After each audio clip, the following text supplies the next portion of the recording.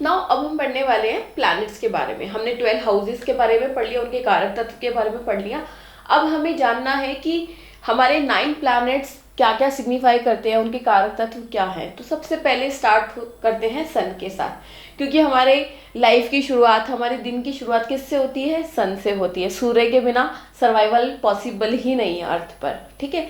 तो सन क्या है? सन हमारा सोल का कारक है, हमारी आत्मा का कारक है, ठीक है। तो सन को हम आत्मा का कारक बोलते हैं। और अगर रियल लाइफ में देखा जाए तो हमें जो जीवन दान मिला है, हमारी जो आत्मा मिली है, वो किससे मिली है? हमें अपने पिता से मिली है ना, क्योंकि पिता के बिना जीवन संभव नहीं है। तो इसलिए सूर्य को हम फादर से डिनोट करते हैं या फिर सन से डिनोट करते हैं, बेटे से। तो अगर आपको अपने फादर या फिर सन के बारे में देखना है तो आपको सन को, सूर्य को देखना ही पड़ेगा। अब सन के बारे में बात करें कि सूर्य के कारक तत्व क्या है, तो सूर्य क्या है? राजा है। सूर्य किसी से भी दबदा नहीं है। सूर्य हमेशा टाइम पे निकलता है, तो मीन डिसिप्लिन्ड है, पंक्चुअल है और रिस्पॉन्सिबल है, जिम्मेदार है। और एक राजा क्या होता है? अपनी प्रजा का ध्यान रखता है, अपनी प्रजा के लिए काम करता है। जैसे कि सूर्यदेव है, सूर्यदेव सुबह आते हैं, चाहे सर्दी हो, चाहे गर्मी हो, चाहे बरसात हो, कुछ भी हो, सूर्यदेव का अपना टाइम फिक्स है। तो इसी तरीके से जो सूर्य से गवर्न करते हैं लोग, उनका भी आप यही ट्रेड्स देखेंगे। और अगर किसी का सूर्य खराब है तो ये सारे ट्रेड्स उसमें नेगेटिव हो जाते हैं। तो सूर्य क्या है? एक राजा है, एक अथॉरिटी है। गवर्नमेंट, सरकार को भी हम सूर्य से देखते हैं, और जितनी भी लीडरशिप क्वालिटीज होती हैं वो भी हम सूर्य से देखते हैं। जो लोग आगे बढ़ के काम करते हैं, इनिशिएटर जिसे बोलते हैं, जो पायनियर्स होते हैं, जो कुछ लाइफ में नया स्टार्ट करते हैं, नए स्टेप्स लेते हैं, जैसे मुकेश अंबानी ने जियो लॉन्च किया, 5G लॉन्च किया, है ना। तो कुछ नया लॉन्च करना, कुछ अपनी फील्ड में रह के कुछ अलग काम करना, एक पहला स्टेप लेना, वो सूर्य का काम है। मून क्या है? मून हमारा मन है। मून हमारे इमोशंस हैं, हमारी रिलेशनशिप है, हमारी बॉन्डिंग है। तो मून से हम किसको डिनोट करते हैं? मदर को। और मून क्या है? वाटर है। तो जितने भी हमारे यूनिवर्स के अंदर जितने भी वाटर रिसोर्सेज हैं, मींस अर्थ पे जितने भी वाटर रिसोर्सेज हैं, उसको हम मून से डिनोट करते हैं, हमारे इमोशन से डिनोट करते हैं। जो भी मूड स्विंग्स होते हैं, हमारे फ्लक्चुएशंस होते हैं मन में, वो सब मून से देखते हैं। मून से हम अपने वाटर रिसोर्सेज, जैसे रिवर्स हो गई या घर के वाटर रिसोर्सेज हो गए, फूड रिसोर्सेज, ये सब हम मून से देखते हैं। मून आपके रिलेशन में आपकी मदर और मदर इन लॉ है। Mars next is Mars. Mars क्या है? जो भी हमारे भाई बहन होते हैं, सिबलिंग्स, बेसिकली भाई बहन में भी हम छोटे भाई को मून मार्स से देखते हैं। मार्स मीन्स छोटा ब्रदर, ठीक है। तो मार्स, अगर रिलेशन की बात की जाए तो नाड़ी में हस्बैंड भी मार्स से देखा जाता है और छोटा भाई भी मार्स से ही देखा जाता है। मार्स के अब हम सिग्निफिकेशन या कारक तत्व की बात करें तो मार्स क्या है? हमारी बॉडी की एनर्जी, जो भी हमारी बॉडी की फिजिकल एनर्जी है। जैसे सोल्जर्स के अंदर फिजिकल एनर्जी होती है, इसी तरीके से मार्स भी हमारी फिजिकल एनर्जी है, स्ट्रेंथ है, हमारे अंदर कितनी हिम्मत है, करेज है। और मार्स हमें क्या बताता है? हमें जमीन के बारे में बताता है। जो भी लैंड, प्रॉपर्टी भी बेसिकली जो लैंड वाली प्रॉपर्टी है, जो लैंड है, वो हमें मार्स बताता है। मार्स किस चीज का कारक है? देह का कारक है, क्योंकि हमने क्या बताया? फिजिकल स्ट्रेंथ, है ना। तो हमारी जो फिजिकल बॉडी है उसका कारक मार्स है। और जहां पे भी मार्स की बात होती है वहां पे सर्जरी, एक्सीडेंट्स, लड़ाई झगड़े, ये सब मार्स से हम देखते हैं। Next is mercury. मरकरी से हम क्या देखते हैं? सिस्टर्स, या जितनी आपकी मौसी, बुआ, जो भी सिस्टर वाले रिलेशनशिप होते हैं, वो सब हम मरकरी से देखते हैं। और हमारा जो फ्रेंड सर्कल होता है वो भी हम मरकरी से ही देखते हैं। मरकरी किस किस चीज़ को बताता है हमारी लाइफ में? हमारी एजुकेशन को, हमारे बिजनेस सेंस को। जिनका मरकरी स्ट्रांग होता है उन लोगों के बिजनेस स्किल्स बहुत अच्छे होते हैं, वो लोग बिजनेस माइंडेड होते हैं। और बेसिकली इंटेलेक्ट बताता है, हमारी बुद्धि, है ना। तो हमारी बुद्धि कैसी होगी? जैसे हमारी बुद्धि होगी वैसे हमारी एजुकेशन होगी, वैसे हम व्यापार कर पाएंगे, वैसे हमारा ट्रेड करने हैं। जितने भी जो ट्रेडर्स होते हैं, जो ट्रेड करते हैं, बिजनेस करते हैं, वो सब मरकरी से देखा जाता है। मार्स से हम लैंड देखते हैं, मरकरी से हम एग्रीकल्चर लैंड देखते हैं। तो एग्रीकल्चर लैंड हम कहाँ से देखेंगे? हम मरकरी से देखेंगे, ठीक है। तो मरकरी किसका कारक हुआ? मरकरी हमारी बुद्धि का कारक हुआ। और next is Jupiter. Next is Jupiter. Jupiter जैसे हमने देखा कि जुपिटर सेल्फ का कारक है, जो भी हम जीव कारक, हमने देखा कि जुपिटर कितना इम्पोर्टेंट है नाड़ी में। तो जुपिटर को हम जीव कारक बोलते हैं, जो सेल्फ को रिप्रेजेंट करता है, ठीक है।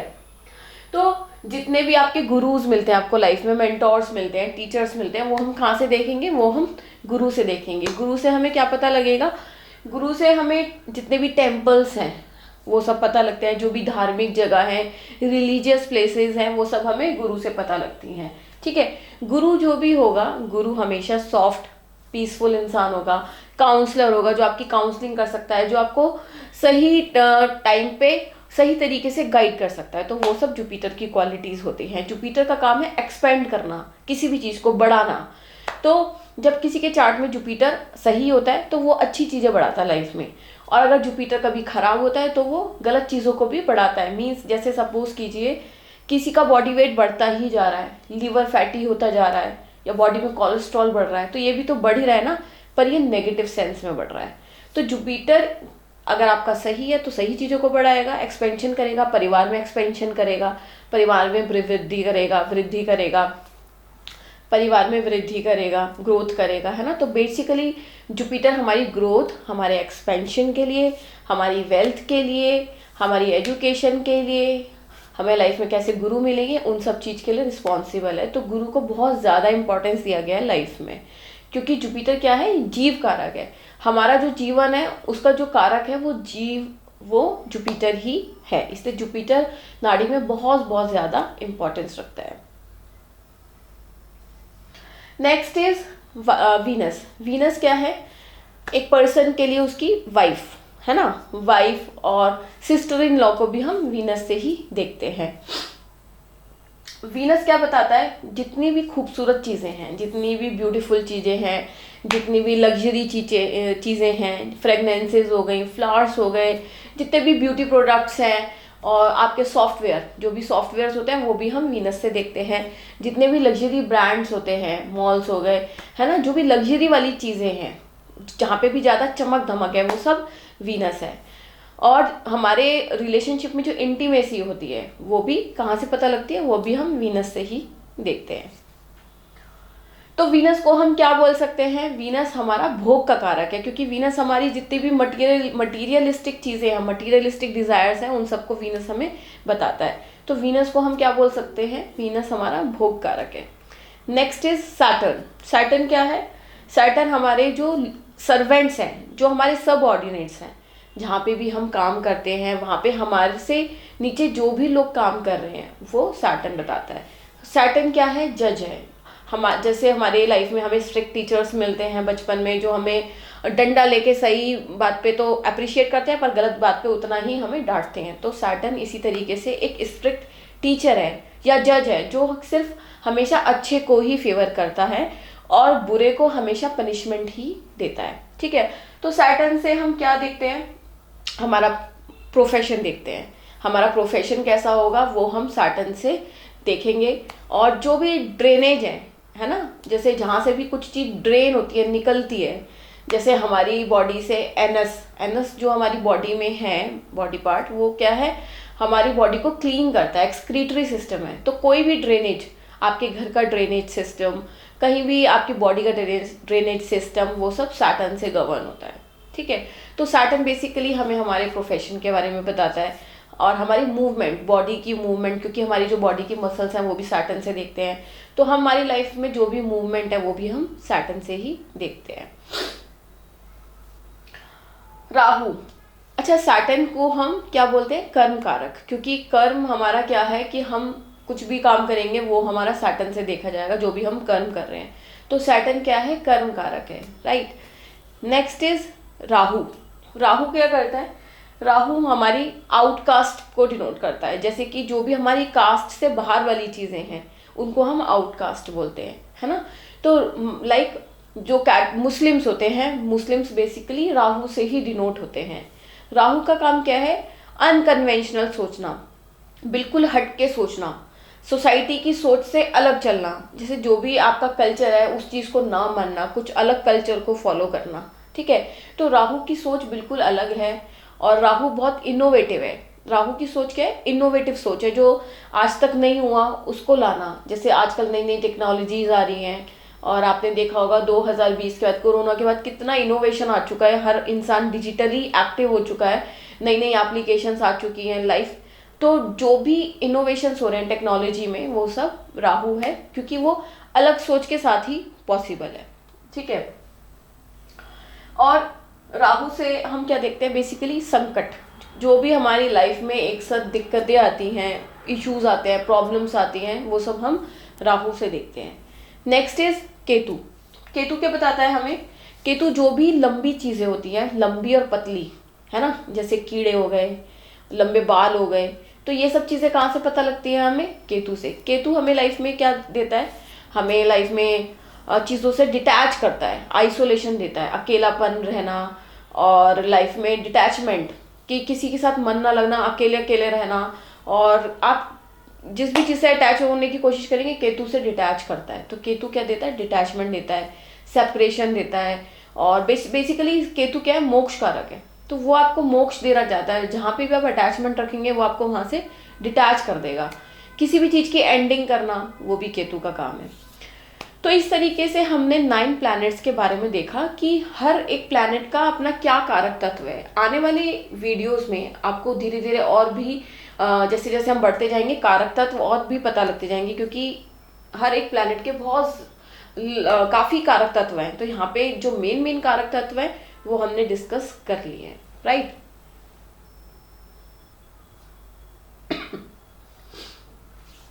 अब हमें ये जानना बहुत ज़्यादा ज़रूरी है कि प्लैनेट्स के बीच में क्या रिलेशनशिप है। हमने ये तो देख लिया कि 12 हाउसेस का काम क्या है ना।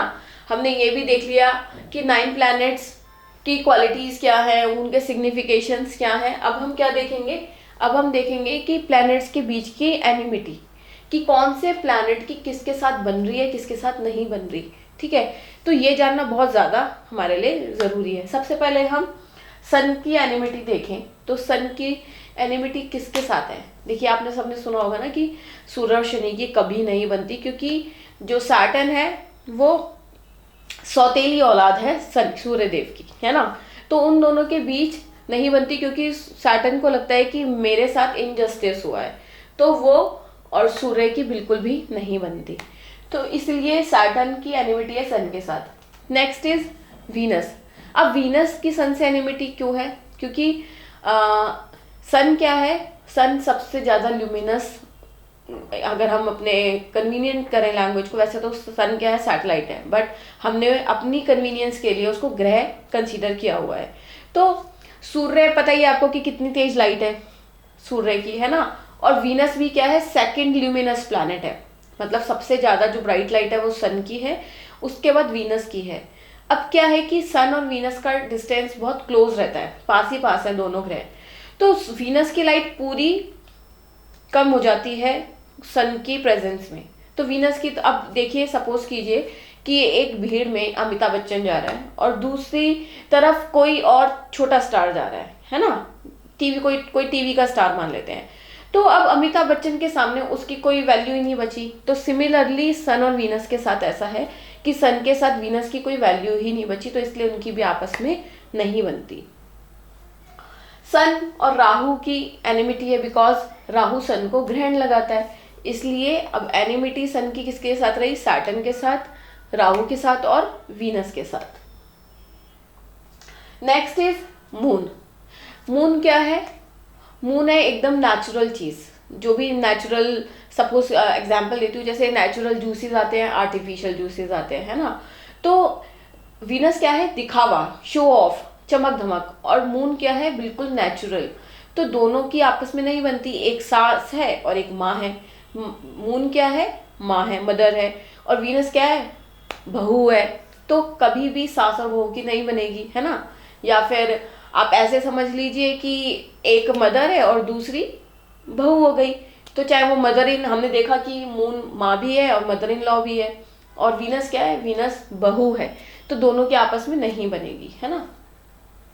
सिमिलरली मून क्या है, मून हमारा मन है, हमारी इच्छाएं हैं, जो भी हमारी इच्छाएं होती है लाइफ में। और केतु क्या है, डिटैचमेंट है।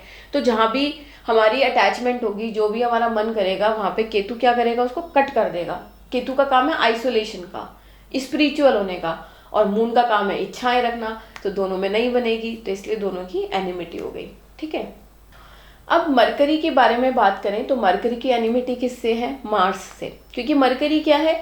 मरकरी बच्चा है, और मार्स क्या है? मार्स एक सोल्जर की तरह है जो 24 घंटे एक्टिव मोड पे रहता है, उसके अंदर एरोगेंस है, और मरकरी क्या है? बहुत सॉफ्ट बच्चा है, तो इसलिए दोनों की आपस में नहीं बनती। मरकरी क्या है? बुद्धि है, और केतु क्या है? आइसोलेशन है, स्पिरिचुअलिटी है, तो इसलिए वो भी आपस में एनिमिटी रखते हैं। ठीक है, नेक्स्ट इज जुपिटर।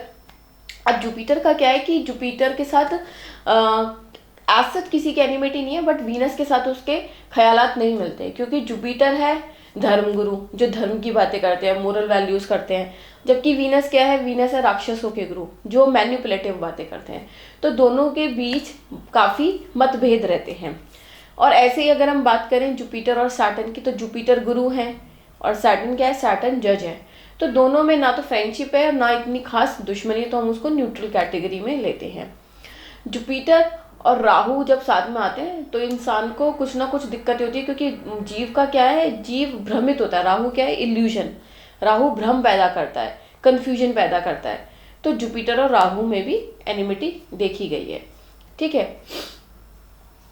वीनस की एनिमिटी किससे है? हमने देखा था कि वीनस की एनिमिटी मून से है ना। और वीनस क्या है? भोग का कारक है, और केतु क्या है?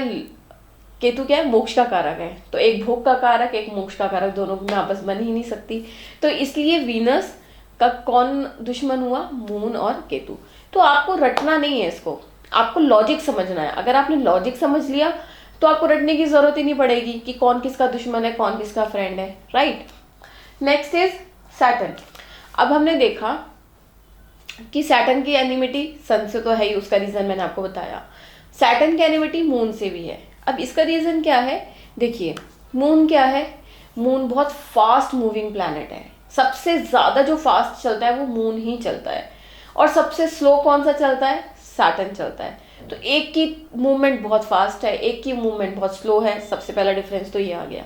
ठीक है, और उसके बाद डिफरेंस क्या है कि सैटर्न बहुत ही ज़्यादा कोल्ड प्लैनेट है, ड्राई प्लैनेट है, जिसके अंदर कोई खास इमोशंस नाम की चीज़ नहीं है। और मून क्या है? मून बहुत ही ज़्यादा इमोशनल प्लैनेट है ना। तो सबसे बड़ा डिफरेंस तो ये हो गया, दोनों एकदम एक्सट्रीमली ऑपोजिट है, मून और सैटर्न, इसलिए इन दोनों की आपस में नहीं बनती। मून क्या है? मून को खूबसूरत चीज़ें पसंद है, यंग जो भी जनरेशन है वो है, और सैटर्न क्या है? बुजुर्ग है, ओल्ड है, तो उनमें तो वैसे ही जनरेशन गैप रहेगा। तो इस तरीके से आप इसके ट्रेट्स बहुत अच्छे से याद कर सकते हो कि हम किस तरीके से एनिमिटी को देखते हैं प्लैनेट्स के बीच में। नेक्स्ट कौन है? सैटर्न और मार्स। सैटर्न क्या है? जज है, और मार्स क्या है? सोल्जर है। सोल्जर को तो तुरंत एक्शन लेना है, और जज का काम क्या है? सब कुछ देख दाख के सारे प्रूफ जमा करके तब जज को एक्शन लेना होता है। तो मार्स तो तुरंत एक्शन लेने वाला सोल्जर है, इसलिए दोनों में आपस में बिल्कुल भी नहीं बनती। फिर नेक्स्ट सैटर्न और केतु में नहीं बनती, क्योंकि सैटर्न क्या है? हमारा प्रोफेशन है, और केतु क्या है? हर चीज को कट करता है ना। केतु को अध्यात्म पसंद है, तो और सैटर्न क्या है? हमारा कर्म है, तो कर्म को ही काट रहा है केतु, तो इसलिए सैटर्न और केतु भी आपस में नहीं जमती। तो हम बोल सकते हैं दोनों में एनिमिटी है, राइट। Next is Rahu. अब राहु की एनिमिटी किससे होगी? राहु क्या है? बेसिकली आपने सुना होगा कि जब समुद्र मंथन हुआ था तो जो एक राक्षस था स्वर्ण भानु, है ना, अमृत वाली जो स्टोरी है वो हम नेक्स्ट किसी क्लास में जरूर पूरी पढ़ेंगे। अभी फिलहाल के लिए आपको छोटे से मैं बता देती हूँ मैं कि एक स्वर्ण भानु करके राक्षस था। जब समुद्र मंथन हो रहा था, उस राक्षस ने एक अप्सरा का रूप धारण कर लिया था अमृत पीने के लिए, बट उसको विष्णु भगवान ने पहले ही पहचान लिया था, तो उसकी गर्दन काट दी थी स्वर्ण भानु की। तो जो गर्दन वाला पार्ट था वो राहु था, और जो नीचे का पार्ट था वो केतु था। तो अब राहु क्या है? बेसिकली जिसका सिर्फ हेड ही हेड है, जो सिर्फ दिमाग ही दिमाग चलाता है, इसलिए वो कंफ्यूज रहता है हर वक्त, है ना। तो राहु क्या हो गया? हेड, सिर्फ हेड पोर्शन है, और केतु क्या हो गया? हेडलेस हो गया, जिसके पास सिर्फ बॉडी है।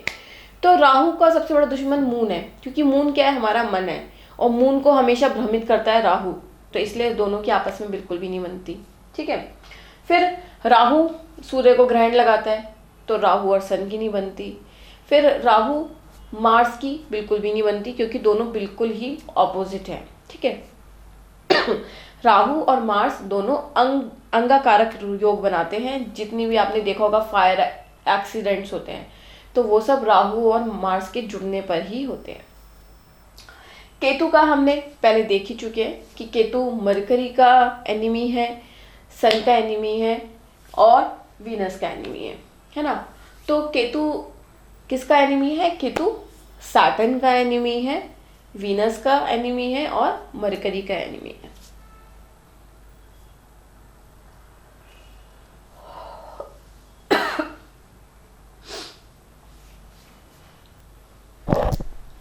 अब हम बात करने वाले हैं 12 राशिज के बारे में। हमने देखा कि हमने 12 हाउसेस के बारे में पढ़ लिया, हमने 9 प्लैनेट्स के बारे में पढ़ लिया।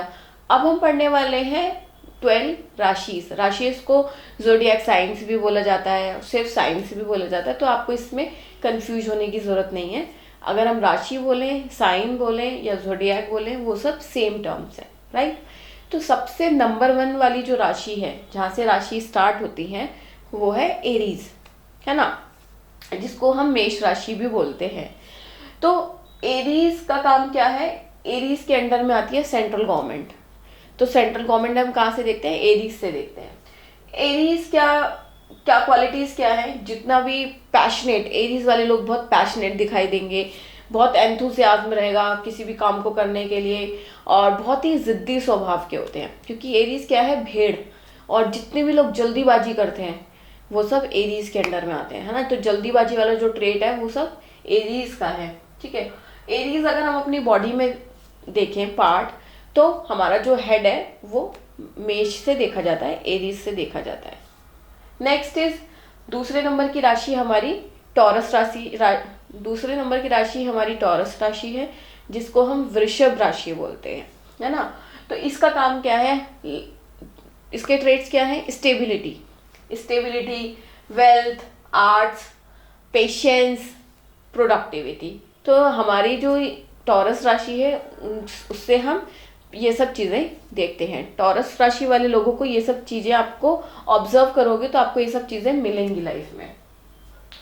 टॉरस का अगर हम अपना बॉडी ऑर्गन देखें तो टॉरस हमारी फेस और नेक को बताता है।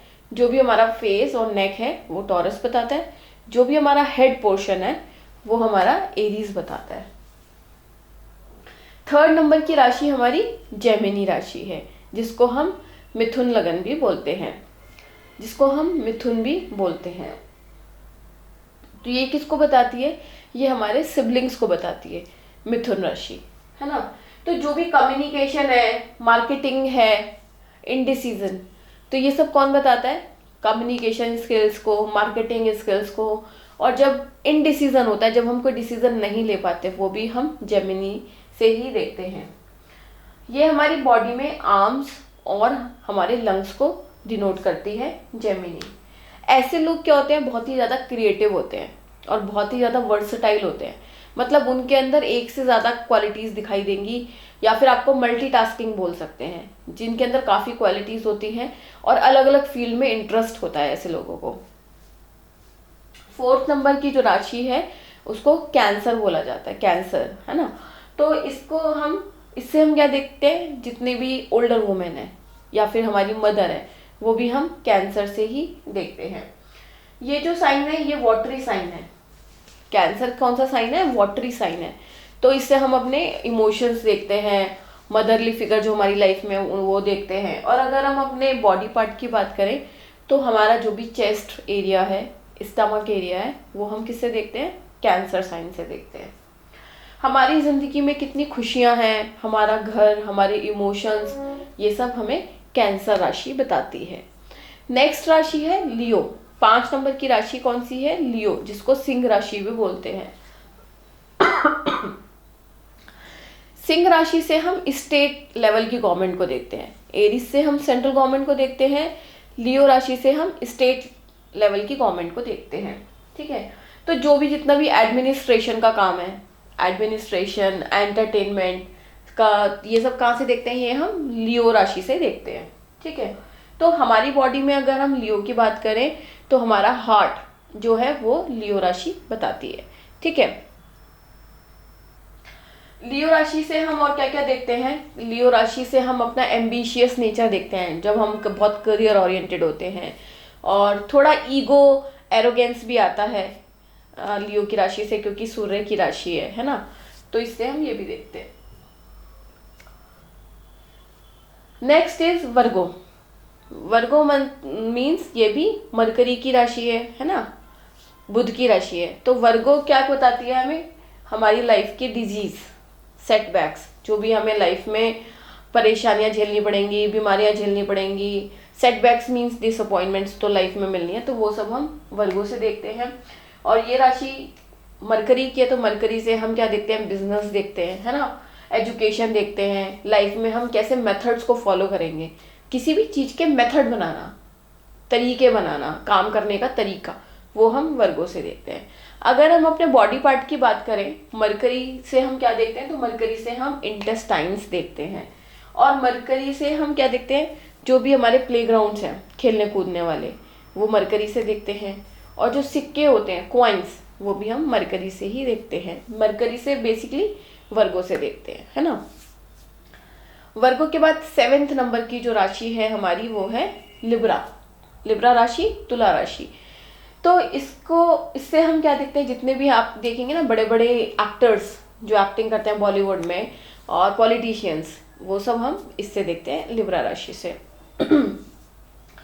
आपका जो भी मार्केट प्लेस है, मार्केट में जो भी चीज़ें चल रही हैं, और इससे भी हम व्यापार देखते हैं, बिजनेस देखते हैं, ठीक है। इससे हम अपनी बॉडी के प्राइवेट पार्ट्स और किडनीज, जो भी हमारी बॉडी के प्राइवेट पार्ट्स हैं, किडनी हैं, वो हम किससे देखते हैं, वो हम लिब्रा राशि से देखते हैं, तुला राशि से देखते हैं, ठीक है। तो बेसिकली आप देखोगे कि लिब्रा साइन जो है किसका है, तो आप तराजू बना होता है उस पर, है ना, तो ये जस्टिस का साइन है ना, कि आपको लाइफ में जस्टिस करना है, तराजू बैलेंस बना के रखना है। तो लिब्रा से आप ये भी देख सकते हैं, बेसिकली हार्मनी, आपको लाइफ में हार्मनी बना के रखनी है, बैलेंस बना के रखना है। और जितनी भी आर्ट क्रिएटिविटी है, वो भी हम लिब्रा से देखते हैं। तभी मैंने बोला कि हम इससे एक्टिंग भी देखते हैं, एक्टर्स भी देखते हैं। उसके बाद जो 8वें नंबर की राशि है, वो है स्कॉर्पियो, जिसको हम वृश्चिक राशि बोलते हैं, ठीक है। तो इसका काम क्या है वृश्चिक राशि का, या तो ये इंसान को एकदम पापी बना देती है, सिनर मीन्स बहुत पाप करने वाला बना देगी, या फिर एकदम संत बना देगी। तो इसका काम ऐसा है, ठीक है। हमारी लाइफ में जितनी भी मिस्टीरियस चीज़ें होती हैं, स्कॉर्पियो क्या है, एकदम घुन्ना जानवर है, मतलब अपने अंदर वो चीज़ें छुपा के रखता है, सीक्रेटिव है, तो एकदम से रिवील नहीं करने वाला, ठीक है। तो हमारी बॉडी में जितने भी हमारे बॉडी पार्ट्स हैं, जैसे कि हिप्स और थाइस, वो हमें किससे पता लगेगा, उसके बारे में हमें कुछ भी देखना है तो वो स्कॉर्पियो से पता लगेगा, वृश्चिक राशि से पता लगेगा। जितने भी लीगल मैटर्स होते हैं, वो भी हम स्कॉर्पियो से ही देखते हैं।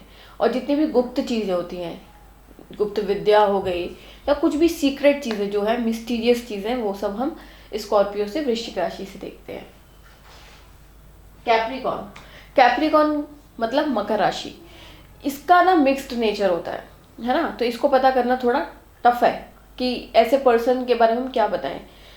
तो इसके बारे में क्या बोलेंगे, ऐसे लोग बहुत ज़्यादा रिस्पॉन्सिबल होते हैं और बहुत ज़्यादा पावरफुल होते हैं, क्योंकि शनि की राशि है ना। ये हमारी बॉडी में हमारी नीज को बताता है, कैप्रिकॉर्न हमारी नीज को रिप्रेजेंट करता है। और ऐसे में मैंने बोला कि मिक्स्ड एनर्जीज होती हैं इस राशि की, तो पर्सन के बारे में कहना मुश्किल है, क्योंकि पर्सन कभी आपको कोई दूसरा फेस दिखाएगा, कभी दूसरा फेस दिखाएगा, तो उसको समझना थोड़ा टफ हो जाता है। एक पर्सन के दो फेसेस होते हैं, एक पर्सन दो तरीके से रिएक्ट करता है, कभी कैसे रिएक्ट करता है, कभी कैसे रिएक्ट करता है, तो इसमें हम किसी भी पर्सन के बारे में क्लियर कुछ नहीं समझ सकते।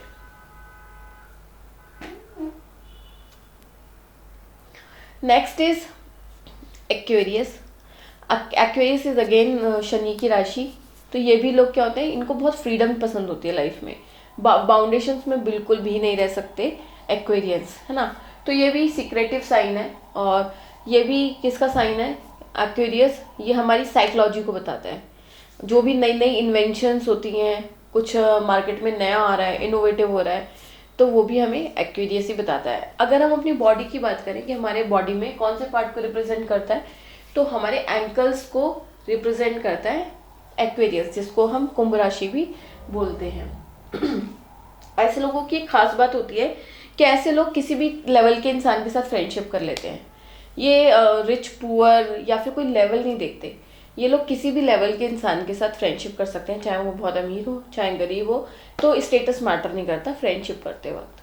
ठीक है, लास्ट है पाइसिस, जिसको हम मीन राशि भी बोलते हैं और 12 नंबर की राशि है। तो जितने भी हमारे पिलग्रिमेजेस हैं, जहाँ पे हम यात्राएं करते हैं ना, जैसे कि मंदिर हो गए, टेम्पल्स हो गए, जो धार्मिक यात्राएं होती हैं, तो जो भी ऐसी जगहें जहाँ पे हम बहुत कम जाते हैं या जाते हैं तो बहुत स्पेसिफिक पर्पस के लिए जाते हैं।